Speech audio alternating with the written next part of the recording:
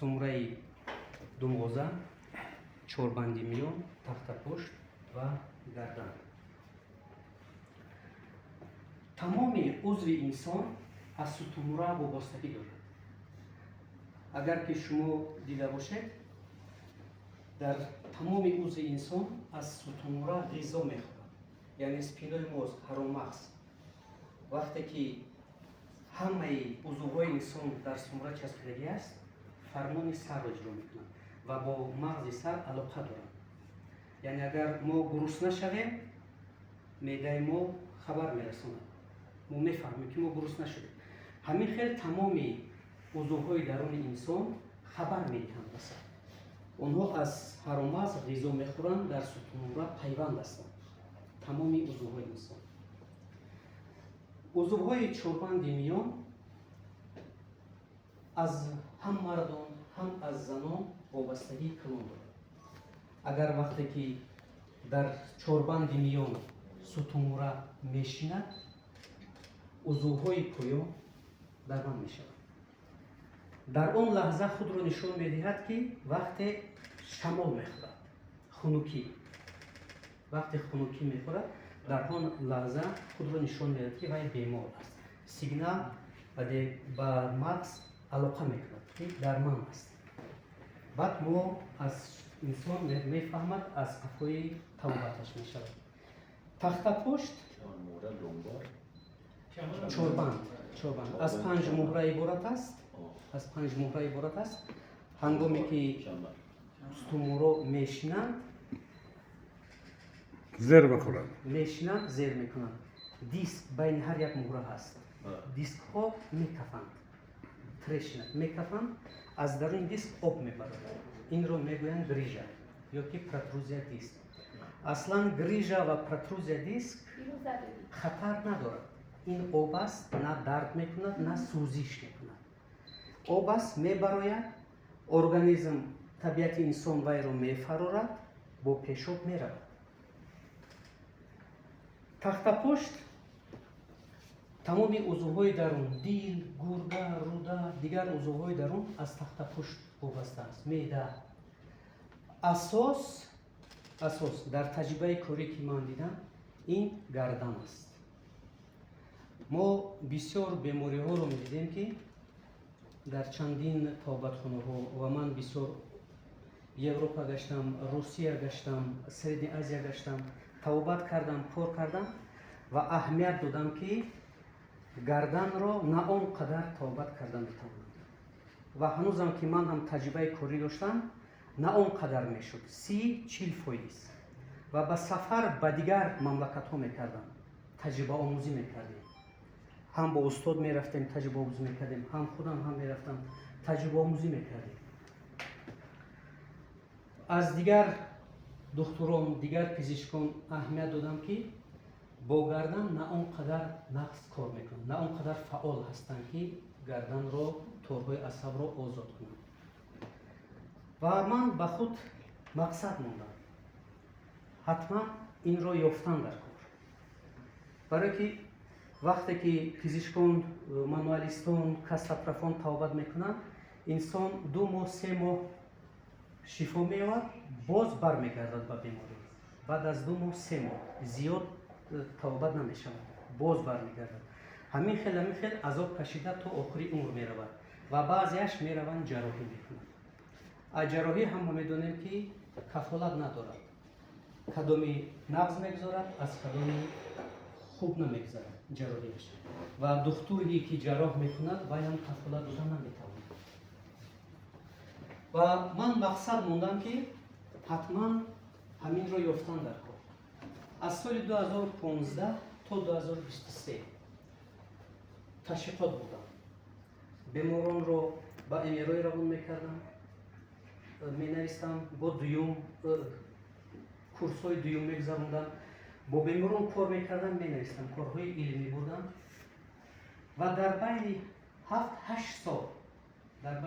سال در وقت کارهای تجربه درکی همین بیماری رو یافتم. اوضاع بوده است، این استیافی بوده است. هنگامی که استومره انسان میشینه، استخوان استخوانچاک میبرد، استیافیت میشود. همین استیافیت ها به طورهای عصب فشار میارن. وقتی که استیافیت ها به طورهای عصب فشار میارن، گردش خون هم مشکل میشود. گریجایی که از درون دیسک میبراید و خودش به خطر است میبراید، استیافیت راه اون رو میگیرد، گریجه هم طور عصب رو ضعیف میکند. طور عصب نازک است. مثال اگر ما چشم رو گیریم، در چشم ما اگر خطای پیل زند یا میجه زند، چشم میسوزد. اگر ما میجه رو گیریم، پیل رو گیریم، چشم آرام میشود. طور عصب هم همین خیلی نازک هست.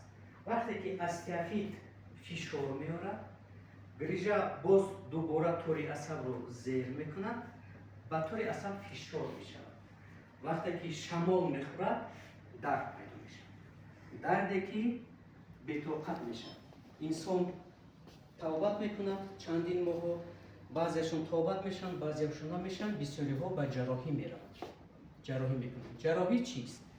جراحی گریجه رو میگیرد. لیکن اساسی بیمار این استیافیت هست. گریجه باز میبراید، باز استیافیت را سیر وی رو میگیرد، گریجه باز طور عصب رو زیر میکند، باز دوباره جراحی میرود. وقتی که من تشریفات بردم و فهمیدم که سبب اساسی این استیافیت بوده است و چه ما باید استیافیت رو برطرف کنیم. دیگر استخوان انسان رو نو کرده نمی شود. استخوان استمره رو از نو ساخته نمی شود. ما از بودگی انسان، از بودگی استمره باید سازیم. ما میگیریم با واسطه محض منوالی. در اینجا حسیات چلیکون در کار که ما حس کنیم. وقتی که ما بر بدن انسان استمره رو میبریم، باید حس کنیم که ما چیکار کرده ایستادیم. حتما به ام‌آرآی یا به توموگرافی کامپیوتری کار کردن در کار نیست. ریسکی کلان دارد. حتما باید هر یک مریض حتما باید ام‌آرآی کنه یا توموگرافی کامپیوتری. وقتی که ما در توموگرافی میبینیم که استیافیت در کدام حالت است، ما وی رو حس میکنیم، با واسطه محض منوالی و نقطه‌ای مانیپولیت میکنیم، مانوال میکنیم. استخوان رو تاب میدهیم، گریجه پایان میرود، باز جوش میگیریم. طور عصب آزاد میشود. انسان شفا می‌یابد.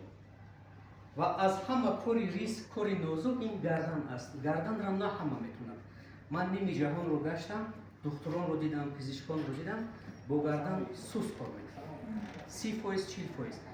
و متدی که سیستمی که در بین 8 سال من موندم تشخیصات بودم، 100% طور عصب آزاد می شود، گریجه آزاد می شود، انسان شفای کامل می یابد. وقتی که ما در ام‌آرآی میبینیم که استخوان بسیار وقت محکم می شود. از این طرف استیافیت میبراید، از بالا استیافیت میبراید، استیافیت به استیافیت میچسبد. این حالت توابت نمیشه.